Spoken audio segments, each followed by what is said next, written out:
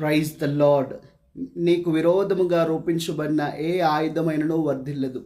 యెషయా గ్రంథము 54వ అధ్యాయము 17వ వచనం ఉన్నటువంటి మాట ఇది.